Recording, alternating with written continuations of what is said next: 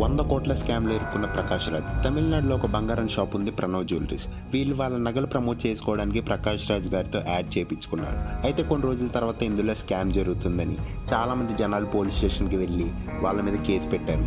ఈ ఇష్యూ అనేది పోలీస్ వాళ్ళ నుంచి ఈడీ వాళ్ళ దగ్గరికి వెళ్ళింది. వాళ్ళు డైరెక్ట్గా ప్రకాష్ రాజ్ గారి దగ్గరికి వచ్చి అసలు 100 కోట్ల స్కామ్కి మీకు సంబంధం ఏంటని అడిగారు. అసలు నిజానికి 100 కోట్ల స్కామ్కి ప్రకాష్ రాజ్కి ఏంటి సంబంధం, అంతమంది డబ్బు ఎలా స్కామ్ చేశారు అండ్ ఆ డబ్బు అంతా ఇప్పుడు ఎక్కడుంది, 100 కోట్ల స్కామ్ని ఇంత ఈజీగా ఎలా చేశారు, ఇవన్నీ ఇప్పుడు చూద్దాం. ఈ కథ మొత్తం 2019లో స్టార్ట్ అయింది. ఆ సంవత్సరం తమిళనాడులోని తిరుచిరపల్లిలో ప్రణవ్ జ్యువెలరీస్ వాళ్ళు వాళ్ళ మొదటి షాప్ని ఓపెన్ చేశారు.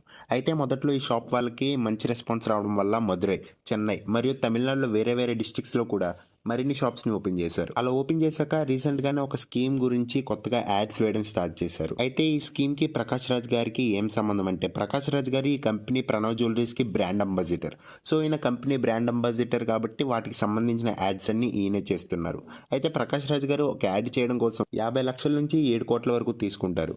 ఈయన ఎలాగో బ్రాండ్ అంబాసిడర్ కాబట్టి ఈయనకి చాలా ఎక్కువ ఇచ్చుంటారు. ఆ విధంగా ప్రకాష్ రాజ్ గారితో యాడ్ చేయించి మెయిన్గా 2 స్కీమ్స్ గురించి చెప్పారు. అందులో ఒకటి, ఎగ్జాంపుల్గా ఫ్యామిలీకి 60,000 గోల్డ్ కావాలనుకుంటే వాళ్ళు నెల నెల 5,000 ఈఎంఐ కట్టి అలా 11 నెలల వరకు ఇన్వెస్ట్ చేస్తే అది మొత్తం కలిపి 55,000 అవుతాయి. అండ్ ఇన్ని నెలలు ఇన్వెస్ట్ చేసినందుకు వాళ్ళకి ఇంట్రెస్ట్తో కలిపి ఎక్స్ట్రా 5,000 యాడ్ చేసి సంవత్సరం చివరిలో 60,000 వర్త్ చేసే గోల్డ్ని మీకు ఇస్తారు. ఇది స్కీమ్ 1. ఇలా ఈ స్కీమ్ 1ని ఇంట్రడ్యూస్ చేశారు. సెకండ్ స్కీమ్ ఏంటంటే, మీ ఇంట్లో ఉండే పాత బంగారంని మాకిచ్చి ఒక సంవత్సరం తర్వాత బంగారం రేట్ ఎంత పెరిగితే అంత ఎక్కువ జ్యువెలరీని తీసుకెళ్ళండి అని ఈ స్కీమ్ని ఇంట్రడ్యూస్ చేశారు. ఇందులో మెయిన్గా హైలైట్ చేసింది 0% కమిషన్. ఇప్పుడు మనం డిస్కస్ చేస్తున్న స్కామ్ని పాంజీ స్కీమ్ అని కూడా పిలుస్తారు. ఇప్పుడు జరుగుతుంది గోల్డ్తో. ఇది జనాల వీక్నెస్తో చేసే పెద్ద స్కామ్. ఈ విధంగా ఇలాంటి పాంజీ స్కీమ్లలో లేకపోతే ఇన్వెస్ట్ చేయండి అనే కొన్ని స్కామ్లలో చాలామంది ఇరుక్కుంటున్నారు.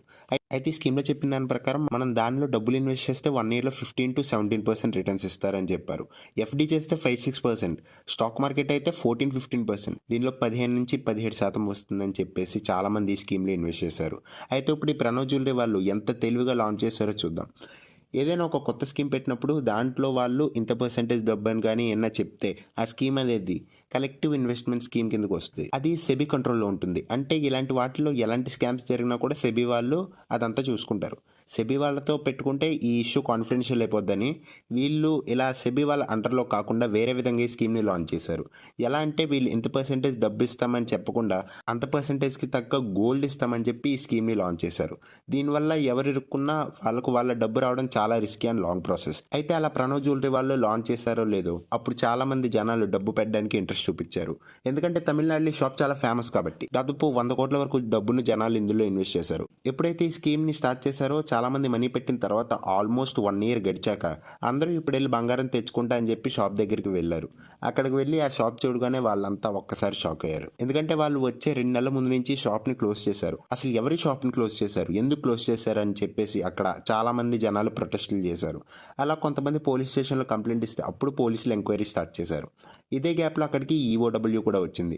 అంటే ఎకనామిక్ ఒఫెన్స్ వింగ్ కూడా అక్కడికి వచ్చి టెన్షన్ పడకండి, ఆ బంగారం షాప్ని పగలగొట్టి అందులో గోల్డ్ మీకు పనిచేస్తామని చెప్పారు. అక్కడ ఉన్న షట్టర్స్ని పగలగొట్టి ఓపెన్ చేసి చూస్తే అక్కడ ఏం లేదు,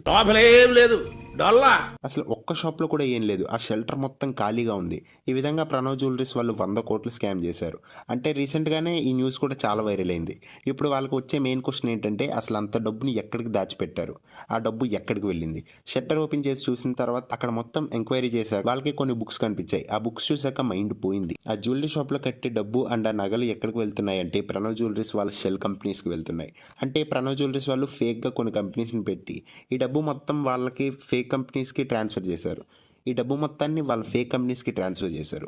ఆ షెల్ కంపెనీస్ ఇంకొన్ని చిన్న కంపెనీస్ని క్రియేట్ చేసి వాటిలోకి ట్రాన్స్ఫర్ చేసింది. ఇలా ట్రాన్స్ఫర్ చేస్తూ ఒక పెద్ద చైన్ని క్రియేట్ చేశారు. ఇలా ఒక చైన్ని ఏర్పడ్డప్పుడు ఆ మనీని ట్రాక్ చేయడం చాలా కష్టం. ఎందుకంటే మనీ ఎప్పుడు ఫ్లో అవుతూనే ఉంటుంది. అలా ఫ్లో అయ్యే మనీని ట్రాక్ చేయడం చాలా కష్టం. సో ఈ విధంగా వీళ్ళు కంపెనీ నుంచి మనీ ట్రాన్స్ఫర్ చేస్తూ ఆ డబ్బుని ఎవరు ట్రాక్ చేయలేని విధంగా చేశారు. ఎప్పుడైతే ఈ ప్రణవ్ జ్యువెలరీ స్కామ్ 100 కోట్లు రీచ్ అయిందని తెలిసిందో, ఈడీ వాళ్ళు, ఎన్ఫోర్స్మెంట్ డైరెక్ట్ వాళ్ళు కూడా ఎంటర్ అయ్యారు. వీళ్ళు ముందుగా అసలు ఎవరి స్కీమ్ని ప్రమోట్ చేస్తున్నారు వాళ్ళ దగ్గరికి వెళ్ళి ఎంక్వైరీ చేయడం స్టార్ట్ చేశారు. అందుకే వీళ్ళు ప్రకాష్ రాజ్ దగ్గరికి వచ్చి ఈ 100 కోట్ల స్కామ్కి మీకు ఏంటి సంబంధం అని ఎంక్వైరీ చేశారు. అయినా నేను జస్ట్ బ్రాండ్ అంబాసిడర్గా ఉన్నా అండ్ యాడ్ చేశా, ఈ స్కామ్కి నాకు ఎలాంటి సంబంధం లేదని చెప్పారు. సెకండ్, ఇప్పుడు ఆ డబ్బు మొత్తం ట్రాక్ చేసి జనాలకి ఇవ్వాలి. కానీ ఇది ఆల్మోస్ట్ ఇంపాసిబుల్ అని చెప్పొచ్చు. అసలు 100 కోట్ల స్కామ్‌ని ఇంత ఈజీగా ఎలా చేశారు? మెయిన్ రీజన్ అక్కడి జనాలు బ్రో. అక్కడ ఒక స్కీమ్ ఉందని చెప్పగానే అందులో ఎంత నిజముంది, అందులో మనీ వస్తాయా రావా ఇలాంటియేమీ తెలుసుకోకుండా అందులో ఇన్వెస్ట్ చేసేసారు డైరెక్ట్‌గా. ఇలాంటి వాళ్ళు ఉన్నంత వరకు ఇలాంటి స్కామ్స్ ఎన్నో వస్తాయి. అందుకే ఒక పెద్దాయన ఎప్పుడో అన్నాడు, డబ్బులు ఎవరికి ఊరికే రావు. ఇలాంటి వాటిలో ఇన్వెస్ట్ చేస్తే ఊరికే పోతాయి. ఆంధ్రప్రదేశ్ మరియు తెలంగాణలో రాబోతున్న మేజర్ మెగా ప్రాజెక్ట్స్ ఏంటో తెలుసుకోవాలంటే ఈ వీడియోస్‌ని చూడండి. Meet you next week.